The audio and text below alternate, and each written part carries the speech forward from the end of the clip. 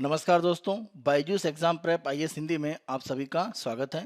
आज हम आपके सामने 17 मार्च 2022 के समाचार विश्लेषण प्रस्तुत कर रहे हैं, जिसमें द हिंदू समाचार पत्र से संबंधित प्रमुख आलेख और संपादकीय की चर्चा की जाएगी और उनसे संबंधित मुख्य परीक्षा के जो संभावित प्रश्न हैं उनकी उत्तर संरचना की भी हम चर्चा करेंगे। आज की चर्चा को प्रारंभ करने से पहले आप सभी अभ्यर्थियों के लिए एक महत्वपूर्ण सूचना है। बायजूस एग्जाम प्रेप आईएएस की तरफ से एक राष्ट्रीय छात्रवृत्ति परीक्षा आयोजित की जा रही है, जिसमें भाग लेकर आप 90% तक छात्रवृत्ति प्राप्त कर सकते हैं और बायजूस एग्जाम प्रेप आईएएस के द्वारा उपलब्ध कराई जा रही सिविल सेवा परीक्षा की तैयारी का लाभ उठा सकते हैं। इस राष्ट्रीय छात्रवृत्ति परीक्षा को 20 मार्च 2022 को सुबह 11 बजे आयोजित किया जा रहा है, जो 2 घंटे की परीक्षा होगी और इसे ऑनलाइन माध्यम से दिया जाएगा, जो सामान्य अध्ययन से संबंधित है। इस राष्ट्रीय छात्रवृत्ति परीक्षा में भाग लेने के लिए आपको रजिस्ट्रेशन करना आवश्यक है और यह रजिस्ट्रेशन बिल्कुल मुफ्त है। अंतिम रूप से आपको अपना रजिस्ट्रेशन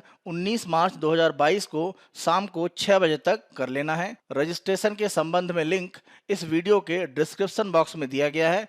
आप वहां पर जाकर आसानी से अपना रजिस्ट्रेशन कर सकते हैं। इस राष्ट्रीय छात्रवृत्ति परीक्षा में भाग लें और अपने प्रदर्शन के आधार पर 90% तक छात्रवृत्ति प्राप्त करके सिविल सेवा परीक्षा की दिशा में एक सकारात्मक पहल के भागीदार बने। आज के अपने सत्र को हम आगे बढ़ाते हैं। सबसे पहले आज के सत्र के विषय हम देख लेते हैं। हमारा सबसे पहला विषय है स्वच्छ ऊर्जा और चक्रीय अर्थव्यवस्था। जैसे जैसे हम स्वच्छ ऊर्जा की ओर बढ़ रहे हैं, वहां पर हम प्रमुख रूप से सौर ऊर्जा और पवन ऊर्जा की बात कर रहे हैं। तो वहां पर जो भी एक अपशिष्ट उत्पन्न होगा उसका किस तरह से संसाधन किया जाए और अंतिम रूप में चक्रीय अर्थव्यवस्था इसका प्रमुख रूप से हल है। इसी संबंध में आलेख में प्रमुख रूप से चर्चा है। दूसरा हमारा विषय है युआन का अंतरिम संदर्भ मुद्रा के रूप में उपयोग। डॉलर के संबंध में स्थितियां थोड़ी सी नकारात्मक हुई हैं, कारण रूस यूक्रेन के विवाद के बाद जिस तरह से पश्चिमी देशों ने रूस पर प्रतिबंध लगाया है, डॉलर के एक विकल्प के रूप में युआन के संदर्भ में बातें चल रही हैं वैश्विक स्तर पर। इसी संदर्भ में चर्चा है। तीसरा हमारा विषय है समावेशी शिक्षा की ओर।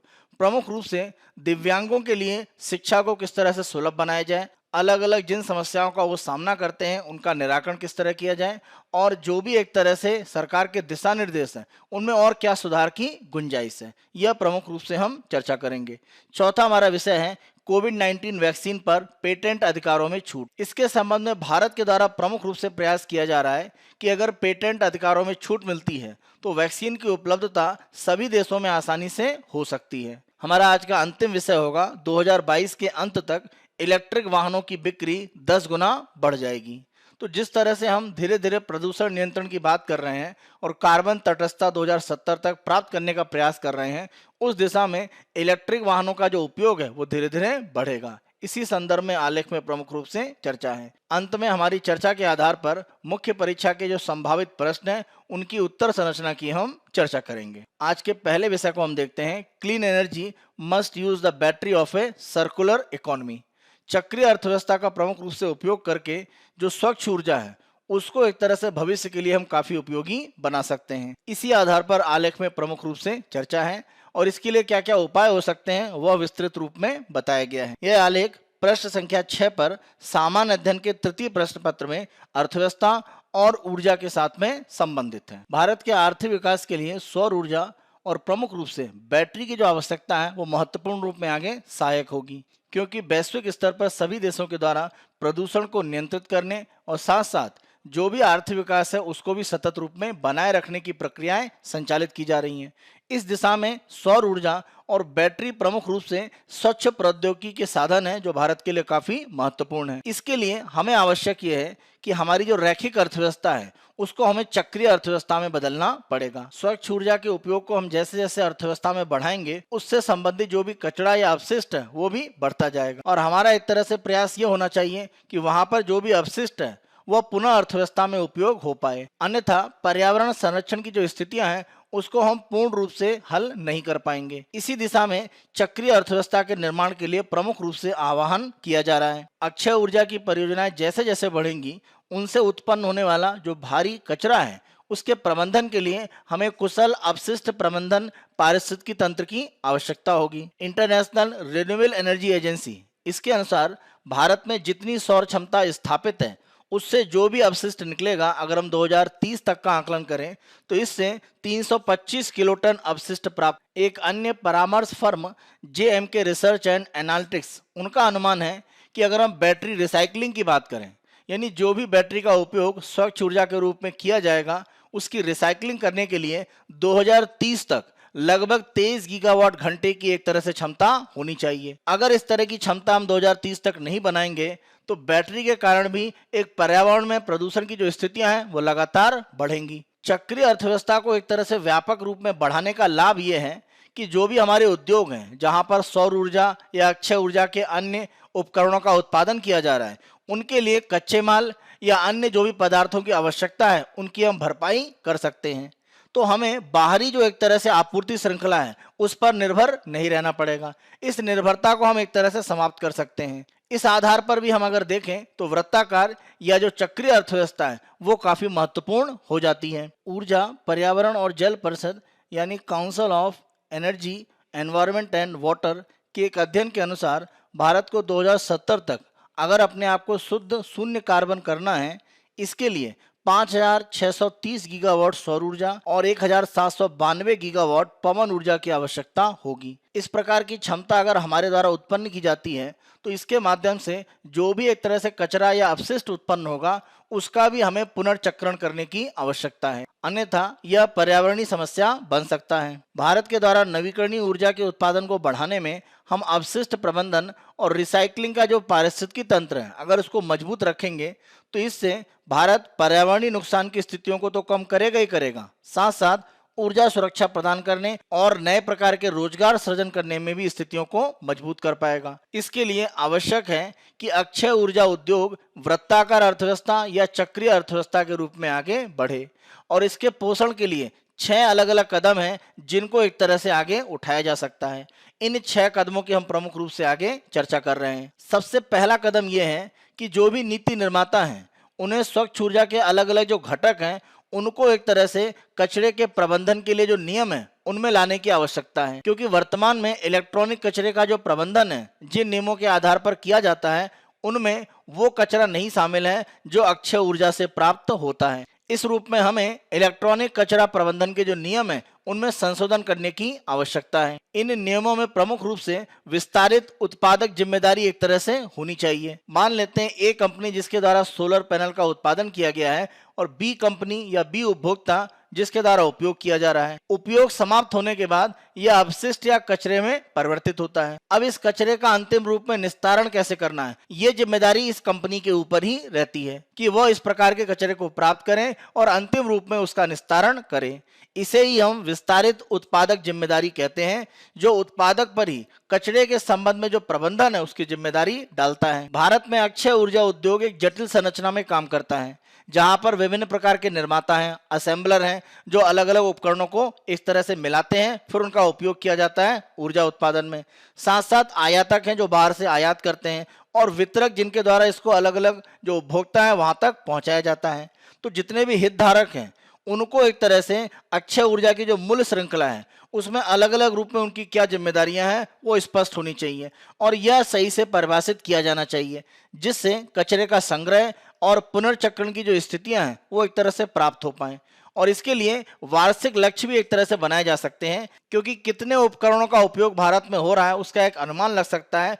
उस आधार पर अलग अलग जो भी हितधारक हैं उनके लिए लक्ष्य बन सकता है कि वो कचरे का प्रबंधन कितना करेंगे। दूसरा प्रमुख रूप से उपाय अगर हम देखें तो सामान्य तौर पर जब हम कचरे के निस्तारण की बात करते हैं तो उसको कहीं पर जमीन के अंदर दबाकर या खुले में उसको डंप कर देना, उसको छोड़ देना, ये स्थितियां हैं, या उसको एक तरह से जलाया जाता है। लेकिन इस तरह की जो स्थितियां हैं उनको प्रतिबंधित किया जाना चाहिए। वर्तमान में अक्षय ऊर्जा के संबंध में जो कचरा है उसको लेकर कोई नियम न होने के कारण जो भी अपशिष्ट है उसका प्रबंधन सबसे आसान तरीके से जमीन के अंदर दबाकर किया जा रहा है और यह सबसे आम प्रक्रिया है। लेकिन इसमें नुकसान यह है कि स्वच्छ ऊर्जा में जो भी प्रौद्योगिकी उपयोग की जाती है उसमें जो भी अलग अलग रूप में धातु और गैर धातु उपयोग किए जाते हैं वो काफी विषाक्तता युक्त होते हैं, यानी वो जहरीले हैं और मानव के लिए एक तरह से हानिकारक हैं। अक्षय ऊर्जा के जो अपशिष्ट हैं अगर वो खुले में फेंके जाते हैं तो ये तत्व जो धातु और गैर धातु के रूप में विषाक्त हैं वो पर्यावरण में रिस कर हमारी खाद्य श्रृंखला में पहुंचकर हमारे स्वास्थ्य को नुकसान पहुंचा सकते हैं। अध्ययन में यह पता चला है कि अगर हम सौर फोटोवोल्टिक मॉड्यूल की बात करें, जिसमें प्रमुख रूप से सीसा और कैडमियम जैसी भारी धातुएं उपयोग की जाती हैं, अम्लीय परिस्थितियों में इनकी एक तरह से जो लीचिंग होती है, यानी छनकर निचली परतों में जमीन के जाने की जो प्रक्रिया है वो तेज होती है, और यह सीसा में 90% बढ़ सकती है और कैडमियम में 40%। अगर यह छनकर निचली परतों में पहुंचता है तो जल प्रदूषण के साथ साथ मृदा प्रदूषण की स्थितियां भी बढ़ सकती हैं। इसी के साथ साथ सौर फोटोवोल्टिक मॉड्यूल में एक पॉलीमेरिक एनकैप्सुलेट परत होती है, और इस परत को जब जलाया जाता है तो इससे सल्फर डाइऑक्साइड और कुछ वाष्पशील कार्बनिक यौगिक निकलते हैं, और यह जहरीली गैसें हैं। तो इनको भी रोकने के लिए हमें नियम बनाने की आवश्यकता है, जिससे कि कचरे का प्रबंधन सही रूप में और पर्यावरणीय सुरक्षा के साथ किया जा सके। तीसरा प्रमुख प्रयास ये हो सकता है कि अक्षय ऊर्जा उद्योग में रिसाइकलिंग यानी पुनर्चक्रण की जो प्रौद्योगिकी है उनको और ज्यादा विकसित किया जाए। इसके लिए पुनर्चक्रण की प्रौद्योगिकी में अनुसंधान और विकास में बड़े पैमाने पर निवेश करने की आवश्यकता है। पुनर्चक्रण एक बहुचरणीय प्रक्रिया होती है, जिसमें प्रमुख रूप से पहले जो भी एक तरह से कचरा है उसको तोड़ा जाता है। उसके बाद उसके जो अलग अलग भाग हैं, जैसे मान लीजिए प्लास्टिक है, रबर है या लोहे का भाग है, या उसमें प्रमुख रूप से कोई गैर धातु है, तो वो सारे भाग अलग किए जाते हैं और उसके बाद उसमें से निष्कर्षण किया जाता है। कोई धातु प्राप्त हो सकती है या कोई अन्य उपयोगी भाग है जिसका पुनर्चक्रण के माध्यम से सीधे उपयोग होता है। तो यह प्रक्रिया पुनर्चक्रण में प्रमुख रूप से अपनाई जाती है। इसमें अगर हम तोड़ने की प्रक्रिया की बात करें तो ज्यादातर भारत में यह मानवीय है। कुछ हद तक कहीं कहीं ये स्वचालित रूप में भी देखा जाता है। जहां तक तोड़ने के बाद अलग अलग भाग जो निकाले जाते हैं वह प्रक्रिया यंत्रवत, तापीय या रासायनिक रूप में की जा सकती है। इस रूप में अगर हम देखें तो पुनर्चक्रण की जो परंपरागत प्रक्रिया है उसमें सुधार किया जा सकता है अनुसंधान और विकास के माध्यम से, और यहाँ पर हमें निवेश करना पड़ेगा।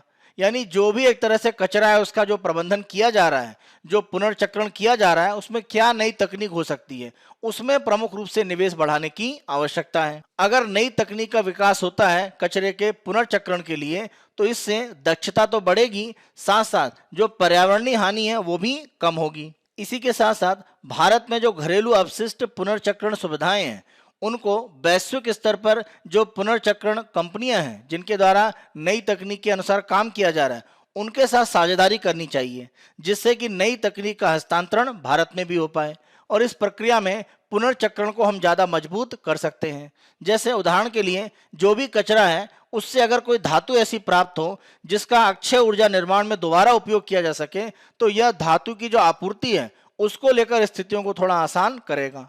तो इस रूप में हमें प्रयास करने की आवश्यकता है। चौथी प्रमुख समस्या अपशिष्ट प्रबंधन के लिए जब भी हम बात करते हैं तो वित्त पोषण को लेकर है। उनको वित्त पोषण आसानी से उपलब्ध नहीं होता, इसीलिए इन प्रक्रियाओं में अनुसंधान विकास नहीं बढ़ पाता है।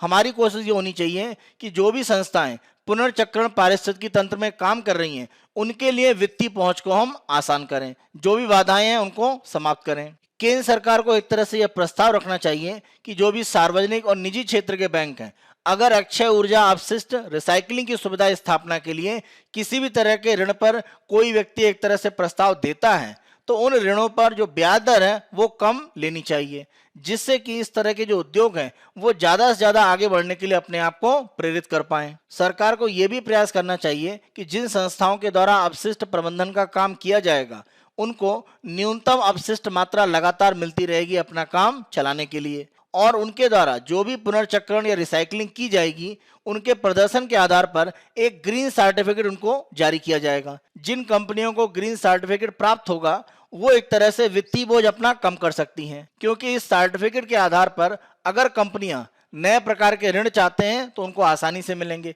क्योंकि ये सर्टिफिकेट बताता है कि उनके काम करने का तरीका उच्च स्तर का है और उनको आसानी से ऋण मिलना चाहिए। तो इस रूप में उनकी जो वित्तीय स्थितियां हैं उसको भी काफी मदद मिलेगी। सरकार को प्रयास करना चाहिए कि पुनर्नवीनीकरण के माध्यम से जो भी एक तरह से उत्पादन किया जाएगा उन वस्तुओं को अक्षय ऊर्जा के उत्पादन में और अन्य प्रकार के जो विनिर्माण उद्योग हैं वहां पर खरीद करने के लिए उपलब्ध कराया जाए, क्योंकि जब भी हम पुनर्चक्रण को बढ़ाने की बात करते हैं अगर वहां पर जो उत्पादन हो रहा है उसके लिए बाजार नहीं बनेगा तो यह पुनर्चक्रण तेजी से नहीं बढ़ पाएगा। इसीलिए इस प्रकार के बाजार की उपलब्धता भी सुनिश्चित करना आवश्यक है। सरकार की तरफ से पांचवा प्रमुख प्रयास ये हो सकता है कि जो भी अक्षय ऊर्जा के अलग अलग उपकरण हैं उनके उत्पाद डिजाइन और जो गुणवत्ता है उनमें सुधार किया जाए। जैसे अगर हम अक्षय ऊर्जा के अलग अलग घटकों की बात करें जो उपकरणों को बनाने में उपयोग किए जाते हैं, उनमें कैडमियम और सीसा का जो उपयोग है, जो जहरीली धातुएं हैं, वो एक तरह से कम करना चाहिए और उसके नए विकल्प तलाशने चाहिए। अगर ऐसा हो पाएगा तो पर्यावरण को जो नुकसान की स्थितियां उसको हम सीमित कर सकते हैं। इसी के साथ साथ जो उपकरण बनाए जा रहे हैं उनका डिजाइन इस रूप में किया जाए कि उनकी जो रिसाइकलिंग है या जो पुनर्चक्रण है वो आसानी से किया जा सके। तो इस रूप में भी एक तरह से जो प्रयास है वो होने चाहिए कि जो भी उत्पाद है उनका डिजाइन और गुणवत्ता में सुधार किया जाए, जिससे पुनर्चक्रण को हम मजबूत कर पाएं। छठा और अंतिम उपाय प्रमुख रूप से केंद्र सरकार और राज्य सरकारों को एक तरह से सुझाव देता है कि उनके द्वारा जो भी अलग अलग उपकरण अक्षय ऊर्जा में उपयोग किए जा रहे हैं उनके घटक को लेकर जो भी गुणवत्ता के मानक हैं वो मजबूत किए जाएं और इन मानक का कठोरता से पालन किया जाए। क्योंकि अगर हम उपकरणों में उच्च मानक का उपयोग करते हैं तो इसका परिणाम ये होता है कि जो अपशिष्ट है उसका निर्माण तेजी से नहीं होता है। क्योंकि अगर हम कच्चा माल अच्छा उपयोग नहीं करेंगे, मानक के अनुसार उपयोग नहीं करेंगे, तो जो भी सौर ऊर्जा के जैसे पैनल हैं वो जल्दी खराब हो गए तो कचरा या अपशिष्ट तेजी से बनेगा। इसके लिए उपकरणों में जो गुणवत्ता का मानक है उसका कठोरता से नियंत्रण करना आवश्यक है। अगर सरकार के द्वारा अक्षय ऊर्जा के जो उपकरण हैं उनमें गुणवत्ता को मजबूत किया जाएगा तो नवीकरणीय ऊर्जा का जो उद्योग है वहां पर एक तरह से भारत एक वैश्विक आपूर्तिकर्ता के रूप में भी हो सकता है। क्योंकि जितनी अच्छी गुणवत्ता होगी उसी आधार पर हम वैश्विक बाजार में आपूर्ति भी कर पाएंगे। यह अर्थव्यवस्था में स्थिरता तो लाएगा ही, इसी के साथ साथ गुणवत्तापूर्ण रोजगार भी एक तरह से उत्पन्न होंगे और यह भारत में नए तरह के रोजगारों की स्थितियां बनाएगा जो अपशिष्ट प्रबंधन और पुनर्चक्रण के साथ जुड़े हुए हैं। भारत में पुनर्चक्रण क्षेत्र में जो प्रमुख कार्य है वो अनौपचारिक क्षेत्र में होता है और यहाँ पर जो श्रमिक हैं उनको बिना किसी मानक के प्रमुख रूप से कार्य कराया जाता है, जहां पर उनको मजदूरी भी कम मिलती है और उनके स्वास्थ्य की जो स्थितियां हैं उस पर भी ज़्यादा ध्यान नहीं दिया जाता है।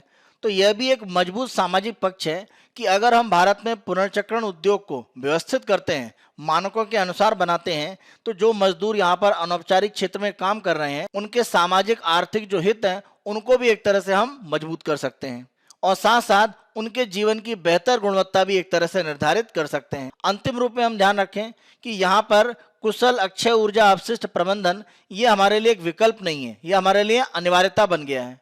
क्योंकि अगर हम ऐसा नहीं करेंगे तो हम पर्यावरण संरक्षण की स्थितियों में नहीं जा पाएंगे, जो हमारा प्रमुख रूप से लक्ष्य है। सतत विकास के लिए आवश्यक है कि एक कुशल अक्षय ऊर्जा अपशिष्ट प्रबंधन और चक्रीय पारिस्थितिकी तंत्र को हम विकसित करें और अगर हमने इसको एक तरह से अनदेखा किया तो यह हमारा अपना जोखिम होगा। क्योंकि भविष्य में जो भी हमारा अपशिष्ट बनेगा अक्षय ऊर्जा के माध्यम से उसका निस्तारण करने के लिए हमारे पास तंत्र नहीं होगा और यह एक नई समस्या होगी। तो सतत विकास की दिशा में यह सही कदम नहीं होगा।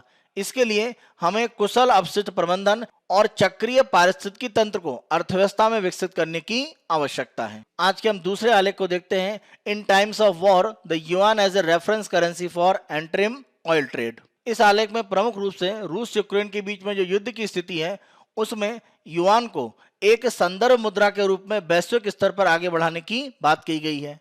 क्योंकि डॉलर को लेकर जो स्थितियां हैं वो थोड़ी सी यहाँ पर विपरीत हुई हैं, कारण रूस पर लगने वाले जो प्रतिबंध हैं। युआन का संदर्भ मुद्रा के रूप में उपयोग प्रमुख रूप से इसलिए चर्चा में आ रहा है क्योंकि रूस के द्वारा जो भी उनके पास कच्चे तेल की वर्तमान में भंडार है उसको एक तरह से बेचने के लिए वो प्रयास कर रहे हैं।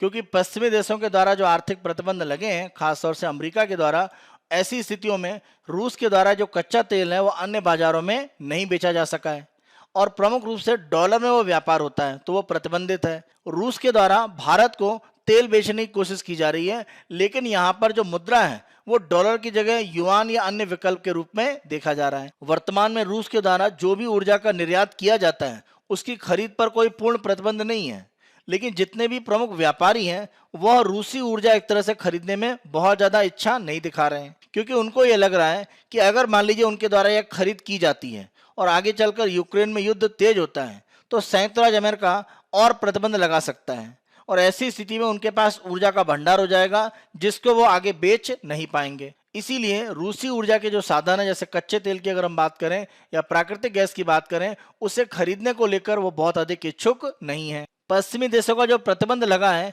उसमें प्रमुख रूप से अगर हम देखें तो कुछ रूसी बैंकों को स्विफ्ट की जो भुगतान प्रणाली है उससे हटा दिया गया है, जिसके कारण रूस शेष दुनिया के साथ व्यापार करने की जो क्षमता है उसमें कमजोर हुआ है। इस आधार पर वह विश्व के बड़े भागों में कच्चे तेल की आपूर्ति आसानी से नहीं कर पाएगा। स्विफ्ट भुगतान प्रणाली पर प्रतिबंध लगने के कारण रूस में आयात और निर्यात के जो भुगतान है वो प्रभावित हुए हैं और रूसी जो व्यवसाय है वो आयात के लिए भुगतान एक तरह से नहीं कर पा रहे हैं। इसी के साथ साथ जो रूसी उपभोक्ता हैं वो भी सामान खरीदने में असमर्थ हैं। पश्चिमी देशों के द्वारा रूस के केंद्रीय बैंक का जो विदेशी मुद्रा भंडार है उसके उपयोग करने की क्षमता को भी एक तरह से प्रभावित किया गया है और इसी का प्रभाव है कि बैंक ऑफ रूस की मुद्रा यानी रूबल उसको प्रमुख रूप से रक्षा करने के लिए अपने विदेशी मुद्रा भंडार का बड़े पैमाने पर उपयोग नहीं कर पा रहा है और यही कारण है कि रूस की मुद्रा जो रूबल है वो डॉलर की तुलना में लगभग अपना जो चौथाई हिस्सा है वो खो चुकी है और ये स्थितियां रूस के लिए और ज्यादा संकट बढ़ा रही हैं। इसी महीने के प्रारंभ में अमेरिकी राष्ट्रपति जो बाइडेन के द्वारा स्पष्ट रूप से कहा गया है कि संयुक्त राज्य अमेरिका में रूसी ऊर्जा आयात पर प्रतिबंध लगाए जाएंगे और ऐसी स्थिति में रूस के जो ऊर्जा के साधन है कच्चा तेल या प्राकृतिक गैस उसके सही रूप में जो उपयोग है वो वैश्विक बाजार में हो पाएंगे, उसको लेकर एक तरह से चिंता की स्थिति बन रही है। प्रमुख रूप से अगर हम अमेरिकी डॉलर का प्रभाव देखें तो जितने भी तेल विक्रेता हैं या अन्य व्यापारी हैं या वैश्विक स्तर पर जो व्यापार है वो अमेरिका के डॉलर में ही होता है, क्योंकि अलग अलग प्रकार की जो वस्तु और सेवाएं हैं उनका जो वैश्विक बाजार है उसमें डॉलर को व्यापक रूप में स्वीकार किया जाता है। आप ध्यान रखें, किसी भी मुद्रा का जो मूल्य है और उसकी जो स्वीकार्यता है उसका प्रमुख आधार यह होता है कि उस मुद्रा की क्रय शक्ति कितनी है, यानी उस मुद्रा के आधार पर अलग अलग प्रकार की जो वस्तु और सेवाएं हैं उनकी मात्रा का उपयोग करने के लिए कितने बड़े पैमाने पर उसका उपयोग करके खरीदा जा सकता है। अगर मुद्रा की क्रय शक्ति अच्छी है तो वैश्विक आधार पर वो स्थापित हो सकती है। जैसे अगर हम अमेरिका की बात करें तो लंबे समय तक अमेरिका मूल्यवान वस्तु और सेवाओं का निर्माण करने वाला एक प्रमुख आर्थिक केंद्र रहा है। अब अगर हम देखें तो चीन या अन्य प्रकार के जो विकासशील देश जैसे भारत है उन्होंने धीरे धीरे अमेरिका को जरूर प्रतिस्थापित किया है, लेकिन अमेरिका की जो उत्पादन क्षमता बड़े पैमाने पर वैश्विक अर्थव्यवस्था में रही है उसी ने अमेरिका की मुद्रा डॉलर को वैश्विक व्यापार की एक मुद्रा के रूप में स्थापित किया है। अमेरिकी अर्थव्यवस्था की जो एक तरह से महत्वपूर्ण स्थिति है वह अमेरिकी डॉलर को भी महत्वपूर्ण स्थिति में ले जाती है। इसी उम्मीद में अगर हम देखें तो वैश्विक स्तर पर जो व्यापारी हैं वो सामान और सेवाओं को अमेरिकी डॉलर में बेचने के लिए तैयार हैं, क्योंकि इन डॉलर के आधार पर कोई भी एक तरह से अलग अलग प्रकार की वस्तु और सेवाएं हैं जो अमेरिका उत्पादित कर रही है वो आसानी से खरीद सकते हैं। स्थितियां अमेरिकी डॉलर के लिए इसीलिए अनुकूल हैं क्योंकि वह एक वैश्विक रूप में मजबूत अर्थव्यवस्था और उसी आधार पर उसकी जो मुद्रा है वह एक मजबूत क्रय शक्ति वाली मुद्रा बनी है। वैश्विक स्तर पर अमेरिकी डॉलर का जो महत्व है उसका उपयोग अमेरिकी सरकार के द्वारा अपनी विदेश नीति के लक्ष्यों को आगे बढ़ाने के लिए भी किया जाता है। जैसे अगर हम वर्तमान स्थितियों में देखें तो रूस पर जो प्रतिबंध लगाया गया है कहीं ना कहीं यूक्रेन का साथ देने के लिए अमेरिका के द्वारा यह प्रतिबंध लगे हैं। और जब हम बात करते हैं कि रूस और यूक्रेन तो यह अमेरिका के साथ एक तरह से एक सामरिक युद्ध की स्थिति है। अपने विरोधियों को डॉलर की मजबूत स्थिति के आधार पर अमेरिका हमेशा प्रभावित कर पाता है। जैसे वर्तमान में जो भी रूस का विदेशी मुद्रा भंडार है वो एक तरह से फ्रीज है, यानी उसका उपयोग नहीं हो सकता है। इस आधार पर दुनिया के कई देशों में इस पर विचार किया जा रहा है कि डॉलर को लेकर ये जो जोखिम है इससे बचने के लिए अमेरिकी डॉलर के विकल्प के रूप में किसी अन्य मुद्रा का उपयोग अंतर्राष्ट्रीय व्यापार में किया जाना चाहिए। और इस प्रकार के जब हम विकल्प की बात करते हैं तो चीन पिछले दशक में एक महत्वपूर्ण आर्थिक शक्ति के रूप में उभरा है और इसी कारण उसके युआन का जो मूल्य है वो तेजी से बढ़ा है और वैश्विक व्यापार में उसकी जो स्वीकार्यता है वो भी एक तरह से बढ़ी है। लेकिन अगर हम वर्तमान स्थितियों में भी देखें तो चीन की युआन मुद्रा का उतना बड़ा महत्व तो नहीं है, क्योंकि वैश्विक स्तर पर जो भी व्यापार होता है उसका 90% अमेरिकी डॉलर में और केवल 3% वैश्विक व्यापार चीनी मुद्रा युआन में होता है। इस आधार पर इसकी तुलना करना ही लगभग बेमानी है, लेकिन इस पर बहस धीरे धीरे बढ़ रही है। रूस के द्वारा अगर भारत को सस्ता कच्चा तेल बेचने का प्रयास किया जा रहा है जिसमें चीन की मुद्रा युआन का एक उपयोग हो सकता है, उसको प्रमुख रूप से दो रूप में किया जा सकता है। रूस और भारत के द्वारा जो भी कच्चे तेल का व्यापार किया जाएगा युआन को संदर्भ मुद्रा के रूप में बताया जाएगा, यानी चीन की जो मुद्रा है उसका वास्तव में कोई लेन देन नहीं किया जाएगा, केवल युआन के आधार पर मूल्य बनेगा जो व्यापार का रूस और भारत के द्वारा किया जाएगा, यानी वास्तविक रूप में उसका उपयोग नहीं होगा। दूसरा तरीका यह हो सकता है कि युआन का वास्तव में दोनों देशों के बीच में जो व्यापार है उसको आसान करने के लिए उपयोग किया जाए। यहाँ पर रूस और भारत युआन के विकल्प को क्यों देख रहे हैं? इसका कारण ये है कि रूस की मुद्रा चाहे रूबल हो या भारत की मुद्रा, अगर हम रुपए की बात करें तो दोनों ही वैश्विक स्तर पर एक कमजोर मुद्रा है। डॉलर को अगर हम छोड़ दें, हम केवल अगर युआन से भी तुलना करें तो वहां पर भी रुपया और रूबल एक कमजोर मुद्रा मानी जाती है। इसी आधार पर युआन का उपयोग करने की बात चल रही है, न कि रुपया या रूबल, क्योंकि अगर रूबल और रुपए का उपयोग होता है तो यह व्यापार असंतुलन दोनों देशों में ला सकता है। 2021 का अगर हम आंकड़ा देखें तो भारत को रूस की तरफ से जो निर्यात किया गया है वो 6.9 अरब डॉलर का है। इसके विपरीत रूस को भारत की तरफ से जो निर्यात किया गया है वो आंकड़ा केवल 3.3 अरब डॉलर है। यानी अगर आंकड़ा हम देखें तो यहां पर जो व्यापार अधिशेष है वो रूस के पक्ष में है और लगभग 3 अरब डॉलर से ज्यादा का। तो इस आधार पर हम देखें तो निर्यात रूस से भारत में ज्यादा आता है और भारत से रूस में कम जाता है। तो जो अंतर है वो 3 अरब डॉलर से ज्यादा है और ये अंतर रूस को बनता है। और अगर मान लीजिए रुपए में लेन देन होता है तो जो भी एक तरह से अधिशेष होगा वह प्रमुख रूप से किस में हो जाएगा? रुपए में। तो रूस के पास रुपए के रूप में एक जो अधिशेष है 3 अरब डॉलर से ज्यादा का, वो बन जाएगा। अब इस रुपए को डॉलर में या अन्य मुद्रा में बदलने की जो स्थितियां हैं वो आसानी से नहीं हो पाएंगी। इसीलिए भारत और रूस के बीच में जो व्यापार है वो रुपए के आधार पर करने पर रूस के लिए ज्यादा जोखिम की स्थितियां बनती हैं। युआन की जो स्वीकार्यता है वो तुलनात्मक रूप में अधिक है, तो यहाँ पर एक समस्या के समाधान के रूप में युआन को विकल्प माना जा रहा है। रूस यूक्रेन के युद्ध की स्थितियों के बाद जिस तरह से पश्चिमी देशों ने और अमेरिका ने रूस पर आर्थिक प्रतिबंध लगाए हैं, डॉलर की स्थितियों को लेकर फिर से बहस आगे बढ़ गई है। क्योंकि जिस तरह से वित्तीय हथियार के रूप में डॉलर का उपयोग किया जा रहा है, इसको सभी देश एक तरह से रोकना चाहते हैं। और ऐसी स्थिति में प्रमुख रूप से डॉलर और दूसरी जो प्रमुख एक मुद्रा है यूरो, विभिन्न देशों के द्वारा इसके संदर्भ में जो भी व्यापारिक गतिविधियां उनको कम करने का प्रयास किया जाएगा और युआन जैसी जो उभरती हुई मुद्राएं हैं उनके उपयोग को बढ़ाने पर विचार किया जाएगा। क्योंकि इस तरह के जो प्रतिबंध है वो कहीं ना कहीं अपने विरोधी पर लगाने की प्रक्रिया है। यहाँ पर रूस यूक्रेन का युद्ध जरूर है, रूस के द्वारा हमला जरूर किया गया है, लेकिन अमेरिका भी अपने सामरिक हितों को यूरोप में आगे बढ़ा रहा है। इस आधार पर जो सामरिक हमारे लक्ष्य हैं वो अगर आर्थिक लक्ष्यों के साथ जुड़ेंगे, इससे वैश्विक स्तर पर जो अर्थव्यवस्था की पूरी स्थिति है वो कमजोर होगी और वर्तमान में यही स्थितियां आगे बढ़ रही हैं। इसीलिए डॉलर के विकल्प के रूप में युआन की स्थितियां धीरे धीरे मजबूत होंगी और इस पर अधिकतम देशों के आगे चलकर सहमत होने की स्थितियां बनती हैं, जब तक कि डॉलर को लेकर ये जो स्थितियां हैं, जो इसका गलत उपयोग किया जाता है एक आर्थिक हथियार के रूप में, उसको अमेरिका के द्वारा नियंत्रित नहीं किया जाता है। हम आज के अपने तीसरे आलेख को देखते हैं, टुवर्ड्स इंक्लूसिव एजुकेशन। प्रमुख रूप से यहाँ पर जब हम समावेशी शिक्षा की बात करते हैं, दिव्यांग लोगों को जो भी शिक्षा उपलब्ध कराई जा रही है उसके संबंध में उनकी जो विशेष परिस्थितियां हैं उसका किस तरह से ध्यान रखा जाए और जो दिशा निर्देश है उनका पालन करते हुए उनके लिए स्थितियों को अनुकूल करना प्रमुख रूप से लक्ष्य होना चाहिए। इसी संदर्भ में आलेख में प्रमुख रूप से चर्चा है। दिव्यांग व्यक्तियों के अधिकार अधिनियम 2016 के माध्यम से दिव्यांग व्यक्तियों को अलग अलग रूप में अधिकार दिए गए हैं। इस कानून के माध्यम से उनकी स्थितियों को आसान करने का प्रयास जरूर है, लेकिन अगर हम वास्तविकता की बात करें और जो कानून में स्थितियां दी गई हैं उनमें काफी अंतर आ जाता है। और यह अंतर प्रमुख रूप से अगर हम देखें तो सुप्रीम कोर्ट का 2021 में जो निर्णय आया है अवनी प्रकाश बनाम नेशनल टेस्टिंग एजेंसी, उससे हम देख सकते हैं। अवनी प्रकाश के मामले में अगर हम देखें तो दिव्यांग होने के बावजूद भी जिससे उनको अतिरिक्त 1 घंटे परीक्षा में मिलने चाहिए थे वो नहीं दिए गए और समय से पहले ही उनकी उत्तर पुस्तिका छीन ली गई। तो यह एक तरह से लापरवाही है, या जो भी अधिकारी वहां पर कार्य करने के लिए उत्तरदायी थे उनके द्वारा एक लापरवाही की स्थिति है। किसी भी परीक्षा में दिव्यांग व्यक्ति किस रूप में भाग लेंगे इसका सही से पालन नहीं किया गया और इस रूप में एक तरह से विवाद की स्थिति बनी। सुप्रीम कोर्ट के इस निर्णय के द्वारा दिव्यांग अभ्यर्थियों को जो प्रमुख रूप से सुविधाएं मिलती हैं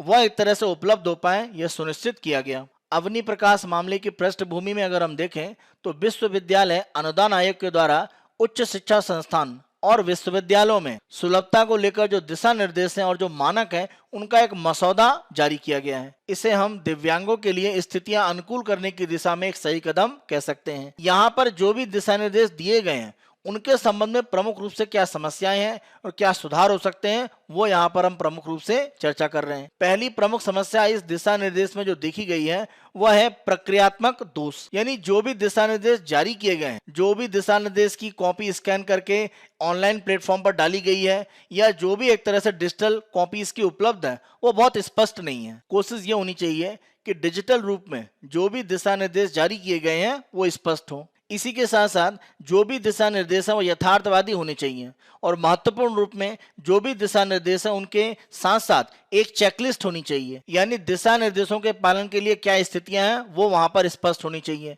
और जो भी एक तरह से अलग अलग कार्य हैं जिनके माध्यम से दिशा निर्देश का पालन किया जाएगा या कुछ ऐसे दिशा निर्देश हैं जो तुरंत पालन करने हैं, उनके संबंध में स्पष्ट रूप से वहां पर आदेश होना चाहिए। यह स्पष्ट रूप में नहीं है, यह एक सुधार करने की आवश्यकता है। यूजीसी के जो दिशा निर्देश हैं उसमें प्रमुख रूप से सूचना और संचार की जो प्रौद्योगिकियां हैं वहां तक दिव्यांगों की पहुंच आसानी से होनी चाहिए और साथ साथ जो भी शिक्षण सामग्री है वह उनके अनुसार उपयोग हो पाए, इसके लिए उस तरह की शिक्षण सामग्री उनको प्रदान की जानी चाहिए। जैसे अगर हम ब्रेल लिपि की बात करें तो उसके उपयोग करके जो भी शिक्षण सामग्री है वो आसानी से उपलब्ध हो पाए। साथ साथ अगर हम पाठ्येतर गतिविधियों की बात करें यानी अध्ययन से अलग जो अन्य प्रकार की गतिविधियां हैं उनमें भी प्रमुख रूप से अभ्यर्थियों को शामिल करना चाहिए जो दिव्यांग है। उच्च शिक्षण संस्थानों को यूजीसी के जो दिशा निर्देश हैं उनके पालन करने के लिए एक वार्षिक आधार पर रिपोर्ट देनी चाहिए, यानी स्व प्रमाणन से अलग उनका वार्षिक रूप में मूल्यांकन करके एक जो अनुपालन रिपोर्ट है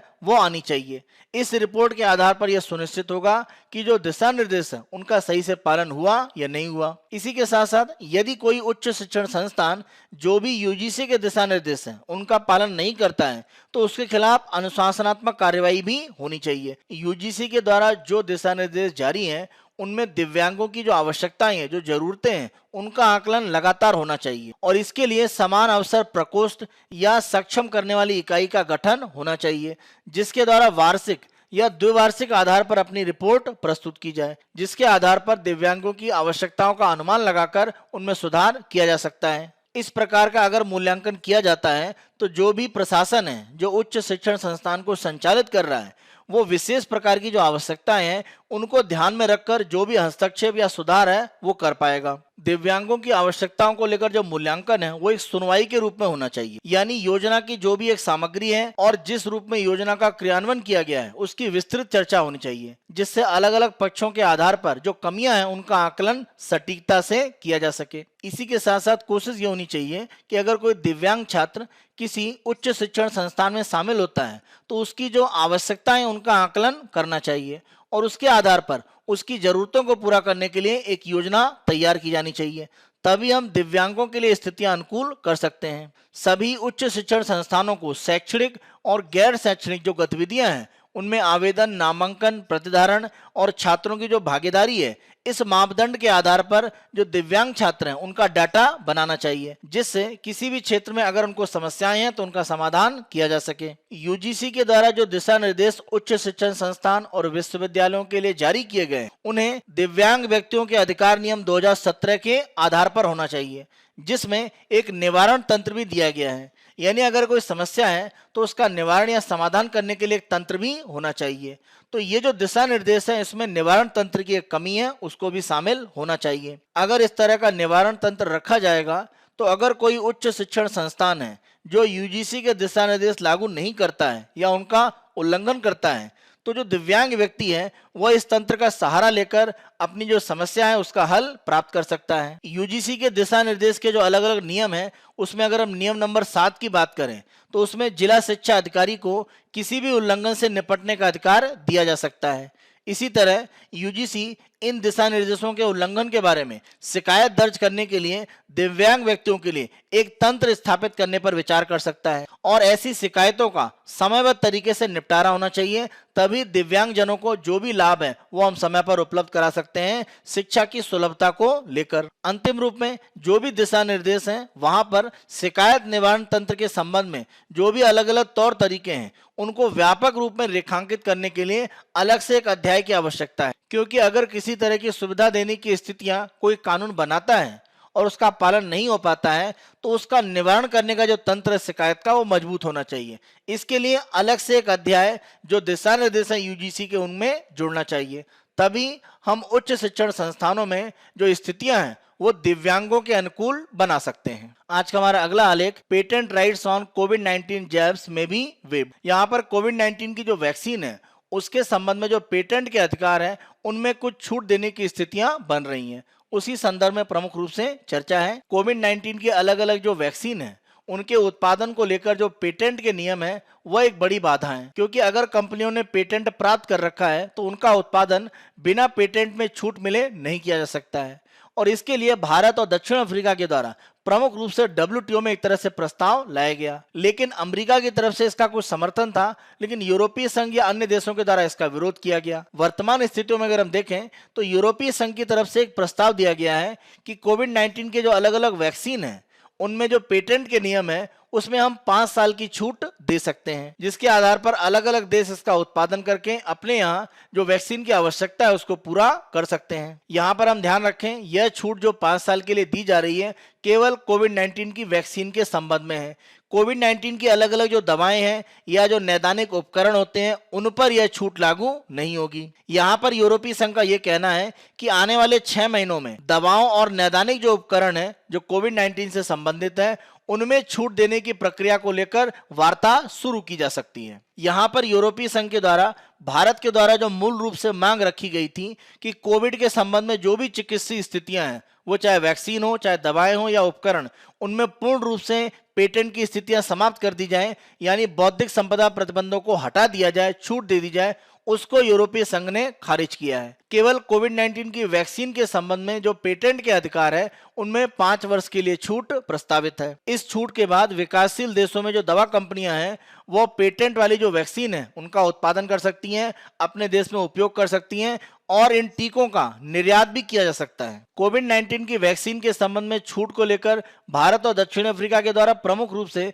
2020 में प्रयास किया गया, लेकिन अगर हम वर्तमान में यूरोपीय संघ के प्रस्ताव की बात करें तो इससे भारतीय जो निर्माता उनको किस प्रकार से लाभ हो सकता है, क्योंकि अगर हम पिछले 1 वर्ष में देखें तो जो भी अलग अलग विश्व की दवा कंपनियां हैं उनके साथ भारतीय निर्माताओं ने लाइसेंसिंग व्यवस्था में प्रवेश किया है, यानी उनसे लाइसेंस प्राप्त करके वह भारत में वैक्सीन का उत्पादन कर रहे हैं। इसी के साथ साथ जो स्वदेशी टीके हैं उनको भी भारतीय निर्माताओं के द्वारा बनाया जा रहा है। भारत की तरफ से जिस छूट की बात की गई थी उसका अमेरिका के साथ साथ लगभग 100 देशों के द्वारा समर्थन किया गया। हम ध्यान रखें, भारत के साथ साथ कई विकासशील देशों में पहले से ही अनिवार्य लाइसेंसिंग की एक प्रणाली है, यानी बहुत सारे विकासशील देशों में सरकार किसी दवा या वैक्सीन के उत्पादन को अधिकृत करने की अनुमति दे सकती है, चाहे वह पेटेंट के अधिकार के अंदर ही क्यों ना आती हो। तो इस आधार पर अगर हम देखें तो लाइसेंस किसी कंपनी से प्राप्त करके पेटेंट नियमों के खिलाफ जाकर उत्पादन हो सकता है, यानी पेटेंट के संबंध में छूट के लिए बहुत अधिक प्रयास करने की आवश्यकता नहीं है। और इसीलिए पेटेंट की छूट को लेकर भारत का जो प्रस्ताव था, अब भारत उतना तेजी से उसको आगे नहीं बढ़ा पा रहा है, क्योंकि भारत में जो अलग अलग पेटेंट की वैक्सीन है वो लाइसेंस के माध्यम से उत्पादित की जा रही हैं। यूरोपीय संघ के द्वारा यह भी कहा गया है कि कोविड-19 की वैक्सीन के संबंध में पेटेंट की छूट को जो वो प्रस्तावित कर रहा है वह केवल उन विकासशील देशों पर लागू होगी जिन्होंने 2021 में कोविड-19 की वैक्सीन का जो उत्पादन किया है उसमें उत्पादन का 10% से ज्यादा निर्यात नहीं किया है। यानी अगर किसी देश में कोविड-19 की वैक्सीन उत्पादित हो रही है और उत्पादन का 10% से ज्यादा निर्यात किया जा रहा है तो उस देश में पेटेंट को लेकर छूट यूरोपीय संघ नहीं देगा। अब इस आधार पर अगर हम देखें तो भारत के द्वारा बड़े पैमाने पर कोविड-19 वैक्सीन निर्यात की गई है। तो यहाँ पर जो ये परिभाषा दी जा रही है 10% से ज्यादा निर्यात नहीं होना चाहिए, इससे क्या भारत को पेटेंट की छूट का लाभ मिलेगा या नहीं मिलेगा ये अभी निश्चित नहीं है। यहाँ पर हमें ध्यान रखना पड़ेगा कि कोविड-19 की कई ऐसी वैक्सीन हैं जिनके पेटेंट भारत में नहीं है और हमारे यहाँ उपयोग की जा रही हैं, जैसे अगर हम मॉडर्ना या फाइजर की वैक्सीन की बात करें, क्योंकि हम ध्यान रखें निर्माण की जो प्रक्रिया है जिसको हम व्यापार रहस्य या ट्रेड सीक्रेट कहते हैं उसके संबंध में कोई छूट नहीं है। यानी बिना पेटेंट वाली जो वैक्सीन है वो भारत में उत्पादित हो सकती हैं, लेकिन जो व्यापार रहस्य हैं उसके संबंध में कोई छूट नहीं होगी।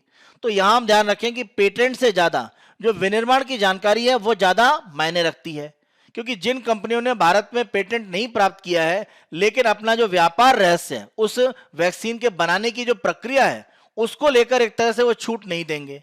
तो इस प्रकार की वैक्सीन भारत में उत्पादित हो पाएगी या नहीं हो पाएगी उसको लेकर विवाद है।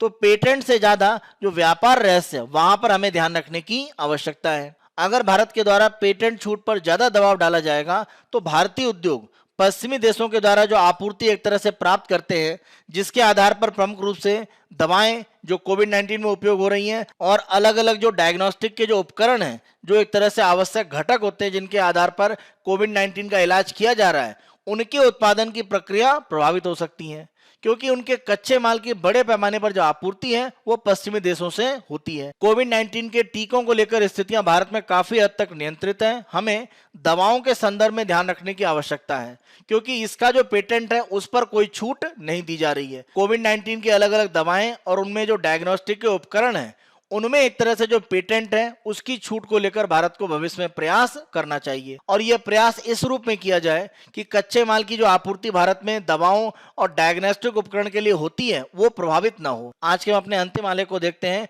Electric vehicle sales will rise 10 times by 2022 end. यहाँ पर सड़क परिवहन मंत्री के द्वारा प्रमुख रूप से ये कहा गया है कि 2022 के अंत तक भारत में इलेक्ट्रिक वाहन की जो बिक्री है उसमें 10 गुना एक तरह से वृद्धि हो सकती है। उनके द्वारा यह कहा गया है कि भारत में इलेक्ट्रिक वाहन की जो मांग है वो तेजी से बढ़ी है।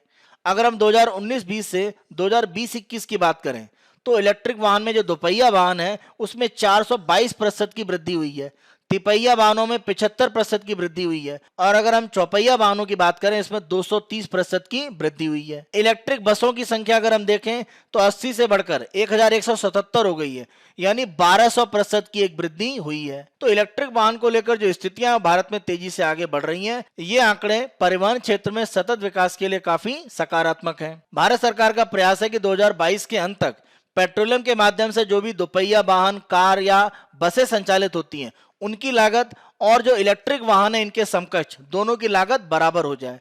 इससे इलेक्ट्रिक वाहन की उत्पादन की स्थितियां और तेजी से बढ़ पाएंगी। 2022 तक के लिए अनुमान है कि इलेक्ट्रिक वाहन की जो मांग है उसमें 10 गुना वृद्धि होगी। 2021 में अगर हम देखें तो पंजीकृत जो इलेक्ट्रिक वाहन है वो केवल 3,24,840 है, लेकिन अगर हम इसके विपरीत 2021 में ही पंजीकृत पेट्रोल और डीजल के वाहनों की बात करें तो यह संख्या लगभग 1,83,12,760 है।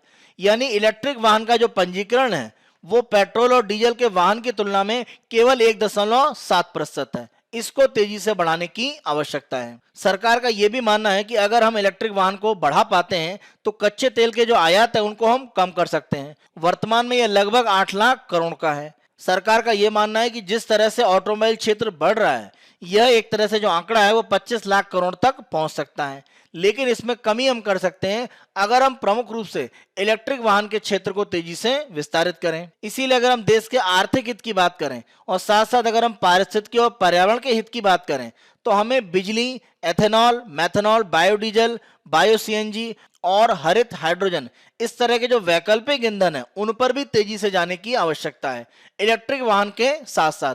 तभी हम एक तरह से सतत विकास की जो प्रक्रियाएं हैं या कार्बन न्यूट्रल की जो स्थिति है उस पर एक तरह से पहुंच सकते हैं। आज की हमारी चर्चा के आधार पर मुख्य परीक्षा के हम अभ्यास प्रश्न देखते हैं। पहला प्रश्न, चक्रीय अर्थव्यवस्था का निर्माण महत्वपूर्ण है क्योंकि आने वाले दशकों में अक्षय ऊर्जा परियोजनाओं द्वारा उत्पन्न भारी कचरे के प्रबंधन के लिए एक कुशल अपशिष्ट प्रबंधन पारिस्थितिकी तंत्र आवश्यक होगा। उपरोक्त कथन के प्रकाश में चक्रीय अर्थव्यवस्था के लिए आवश्यक उपायों की चर्चा करें। 250 शब्द, 15 अंकों का प्रश्न है। उत्तर संरचना हम देखते हैं। भूमिका, चक्रीय अर्थव्यवस्था का महत्व 2070 तक कार्बन तटस्थता के लिए आवश्यक है। मुख्य भाग, 2070 तक कार्बन तटस्थता के लिए प्रयास, चक्रीय अर्थव्यवस्था का महत्व, चक्रीय अर्थव्यवस्था के लिए जो आवश्यक उपाय हैं जो हमने 6 प्रमुख रूप से चर्चा करे हैं उनको आप बताएंगे। निष्कर्ष, एक विकल्प के बजाय एक कुशल अक्षय ऊर्जा अपशिष्ट प्रबंधन और चक्रीय पारिस्थितिकी तंत्र विकसित करना अनिवार्य है। हम इसे अनदेखा कर सकते हैं लेकिन केवल अपने जोखिम पर। दूसरे प्रश्न को हम देखते हैं। दिव्यांग व्यक्तियों के अधिकार अधिनियम 2016 के प्रकाश में विश्वविद्यालय अनुदान आयोग द्वारा जारी उच्च शिक्षा संस्थानों और विश्वविद्यालयों के लिए सुलभता दिशा निर्देशों और मानकों के मसौदे में क्या सुधार किए जा सकते हैं। 250 शब्दों में 15 अंकों का प्रश्न है। उत्तर संरचना हम देखते हैं। भूमिका, दिव्यांग व्यक्तियों के अधिकार अधिनियम 2016 के आधार पर दिशा निर्देश और उसके अनुपालन में बड़ा अंतर है, जिसमें हम सुप्रीम कोर्ट के 2021 के निर्णय को भी बता सकते हैं।